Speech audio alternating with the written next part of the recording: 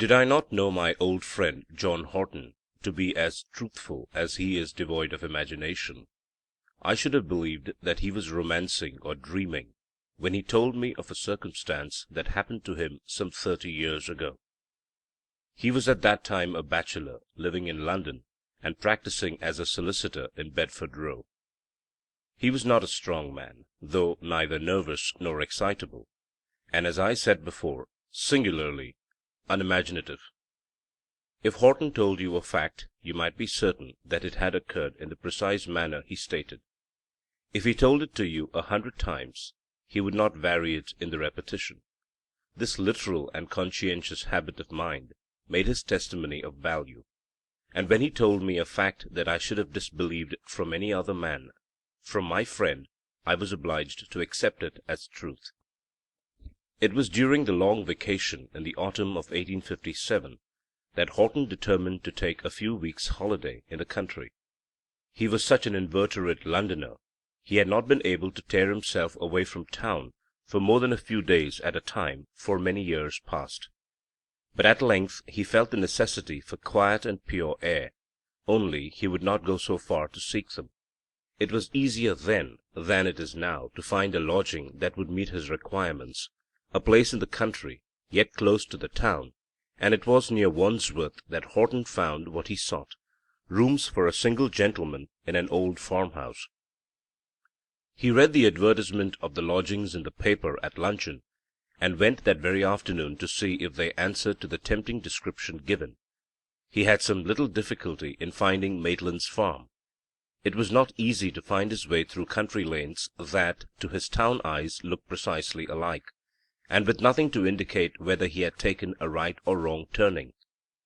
The railway now runs shrieking over what were then green fields. Lanes have been transformed into gas-lighted streets, and Maitland's farm, the old red brick house standing in its high-walled garden, had been pulled down long ago. The last time Horton went to look at the old place, it was changed beyond recognition, and the orchard in which he gathered pears and apples during his stay at the farm was now the site of a public house and a dissenting chapel. It was on a hot afternoon early in September when Horton opened the big iron gates and walked up the path bordered with dahlias and hollyhocks leading to the front door, and rang for admittance at Maitland's farm. The bell echoed in a distant part of the empty house, and died away into silence, but no one came to answer its summons. As Horton stood waiting, he took the opportunity of thoroughly examining the outside of the house. Though it was called a farm, it had not been built for one originally. It was a substantial 4-story brick house of Queen Anne's period, with 5 tall sash windows on each floor, and dormer windows in the tiled roof. The front door was approached by a shallow flight of stone steps, and above the fanlight projected a penthouse of solidly carved woodwork. On either side were brackets of wrought iron, supporting extinguishers that had quenched the torch of many a late returning reveller a century ago. Only the windows to the right and left of the door had blinds or curtains, or betrayed any sign of habitation. "Those are the rooms to be let. I wonder which is the bedroom," thought my friend as he rang the bell for the second time. Presently he heard within the sound of approaching footsteps. There was a great drawing of bolts, and after a final struggle with the rusty lock, the door was opened by an old woman of severe and cheerless aspect. Horton was the first to speak. "I have called to see the rooms advertised to be let in this house." The old woman eyed him from head to foot without making any reply, then opening the door wider, nodded to him to enter. He did so, and found himself in a large paved hall lighted from the fanlight over the door, and by a high narrow window facing him at the top of a short flight of oak stairs. The air was musty and damp as that of an old church. "A hall this size should have a fire in it," said Horton, glancing at the empty rusty grate. "Farmers and folks that work out of doors keep themselves warm without fires," said the old woman sharply. "This house was never built for a farm. Why is it called one?"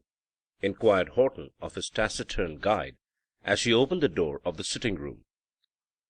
Because it was one, was the blunt reply. When I was a girl it was the manor house, and may be called that again for all I know.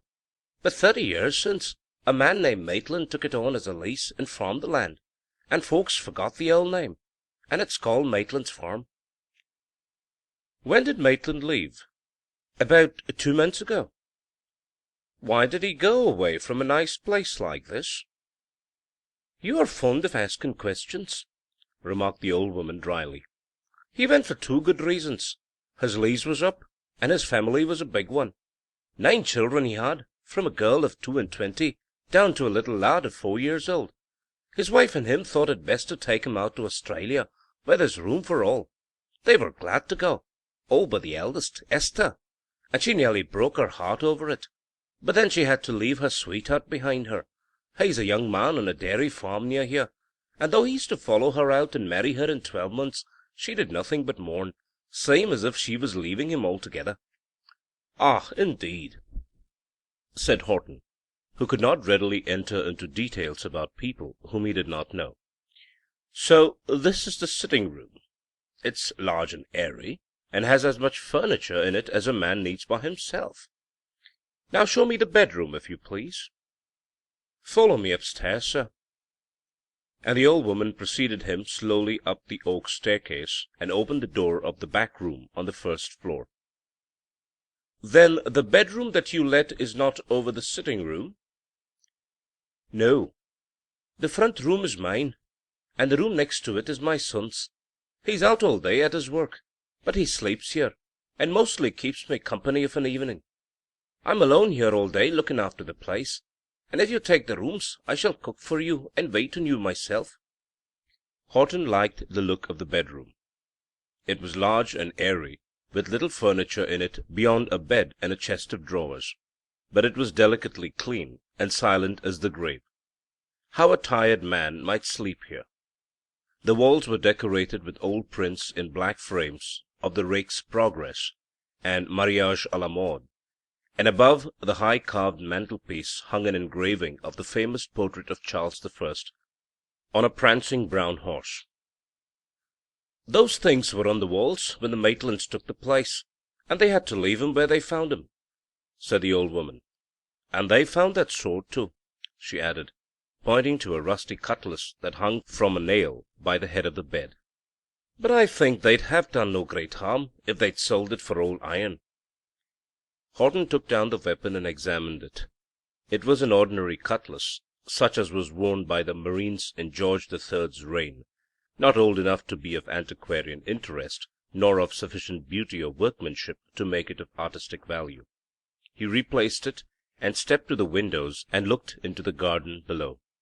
It was bounded by a high wall enclosing a row of poplars, and beyond lay the open country, visible for miles in the clear air, a sight to rest and fascinate the eye of a Londoner. Horton made his bargain with the old woman, whom the landlord had put into the house as caretaker, pending his decision about the disposition of the property. She was allowed to take a lodger for her own profit, and as soon as Mrs. Belt found that the stranger agreed to her terms, she assured him that everything should be comfortably arranged for his reception by the following Wednesday. Horton arrived at Maitland's farm on the evening of the appointed day. A stormy autumnal sunset was casting an angry glow on the windows of the house. The rising wind filled the air with mournful sounds, and the poplars swayed against a background of lurid sky. Mrs. Belt was expecting her lodger, and promptly opened the door, candle in hand, when she heard the wheels stopping at the gate. The driver of the fly carried Horton's portmanteau into the hall, was paid his fare, and drove away thinking the darkening lanes more cheerful than the glimpse he had had of the inside of Maitland's farm. Horton was thoroughly pleased with his country quarters. The intense quiet of the almost empty house, that might have made another man melancholy, soothed and rested him. In the daytime he wandered about the country, or amused himself in the garden and orchard, and he spent the long evenings alone, reading and smoking in his sitting-room. Mrs. Belt brought in supper at 9 o'clock, and usually stayed to have a chat with her lodger, and many a long story she related of her neighbours and the Maitland family, while she waited upon him at his evening meal. On several occasions she told him that Esther Maitland's sweetheart, Michael Wynne, had come to talk with her about the Maitlands, or to bring her a newspaper containing tidings that their ship had reached some point on its long voyage in safety. "You see, the Petrel is a sailing vessel, sir, and there's no saying how long she'll take getting to Australia. The last news Michael had, she's got as far as some islands with an outlandish name, and he's had a letter from Esther posted at a place called Madeira, and now he gives himself no peace till he can hear that the ship's safe as far as somewhere, I think he said in Africa." "It would be the Cape, Mrs. Belt." "That's the name, sir, the Cape, and he waits all the time for fear of storms and shipwrecks. But I tell him the world's a wide place, and the sea's wider than all, and very likely when the chimney pots is flying about our heads in a gale here, the Petrel's lying becalmed somewhere. And then he takes up my thought and turns it against me. 'Yes,' he says, 'and when it's a dead calm here on shore, the ship may be sinking in a storm, and my Esther being drowned.'" "Michael Wynne must be a very nervous young man." "That's what it is, sir. And I tell him when he follows the Maitlands, it's a good job that he leaves no one behind him that'll wear it after him, the same as he's wearied it after Esther." It was in the middle of October, and Horton had been a month at the farm.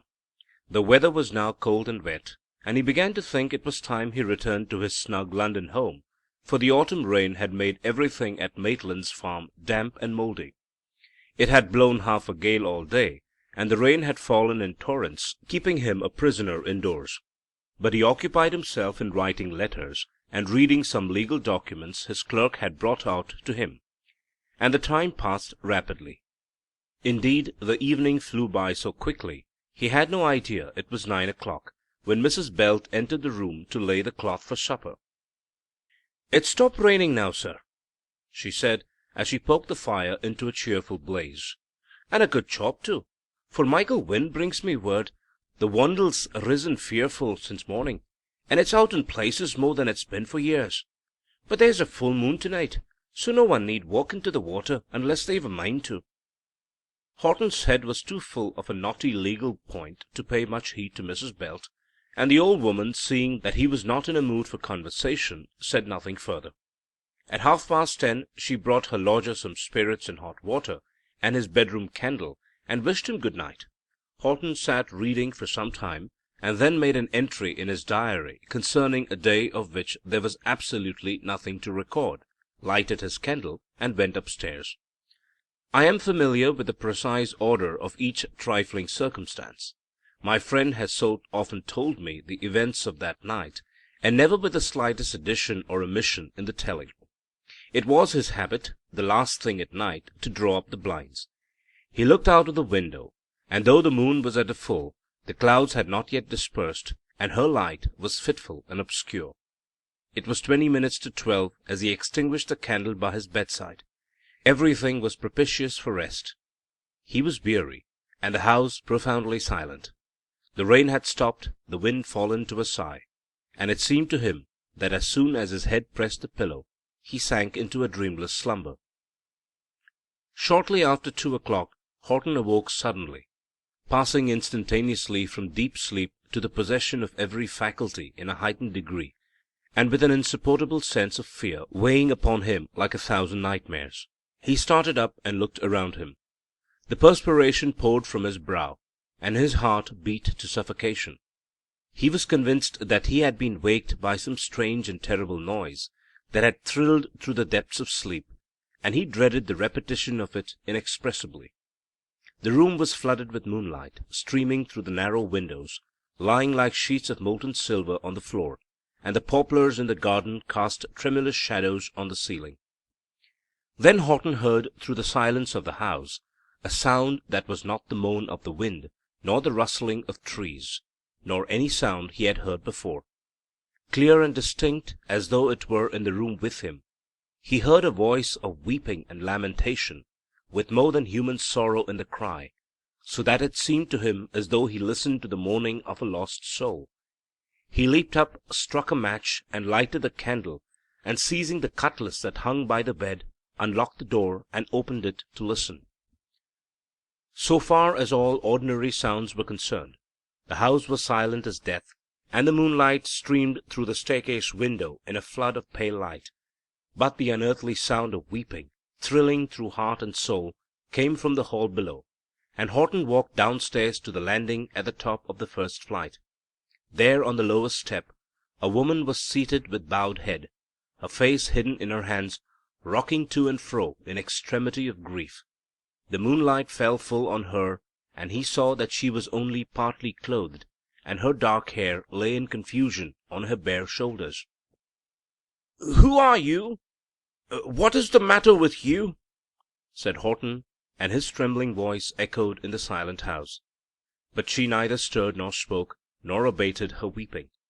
Slowly he descended the moonlit staircase, till there was but 4 steps between him and the woman. A mortal fear was growing upon him.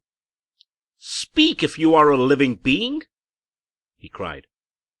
The figure rose to its full height, turned and faced him for a moment that seemed an eternity, and rushed full on the point of the cutlass Horton involuntarily presented.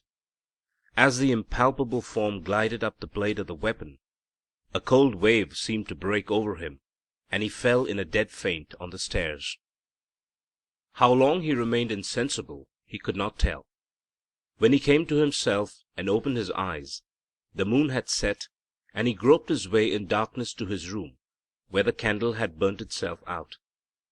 When Horton came down to breakfast, he looked as though he had been ill for a month, and his hands trembled like a drunkard's. At any other time Mrs. Belt would have been struck by his appearance, but this morning she was too much excited by some bad news she had heard to notice whether her lodger was looking well or ill. Horton asked how she had slept, for if she had not heard the terrible sounds that waked him, it still seemed impossible she should not have heard his heavy fall on the stairs. Mrs. Belt replied with some astonishment at her lodger's concern for her welfare, that she had never had a better night, it was so quiet after the wind fell. "But did your son think the house was quiet? Did he sleep too?" asked Horton with feverish eagerness. Mrs. Belt was yearning to impart her bad news to her lodger, and remarking that she had something else to do than ask folks how they slept o' nights, she said a neighbor had just told her that Michael Wynn had fallen into the Wandle during the night, no one knew how, and was drowned, and they were carrying his body home then. "What a terrible blow for his sweetheart!" said Horton, greatly shocked. "Aye, there's a pretty piece of news to send her, when she's expecting to see poor Michael himself soon. Mrs. Belt, have you any portrait of Esther Maitland you could show me? I've heard the girl's name so often I'm curious to know what she's like." And the old woman retired to hunt among her treasures for a small photograph on glass that Esther had given her before she went away. Presently Mrs. Belt returned, polishing the picture with her apron. "It's but a poor affair, sir, taken in a caravan on the common. Yet it's like the girl. It's very like." It was a miserable production, a cheap and early effort in photography, and Horton arose from the table with the picture in his hand to examine it at the window.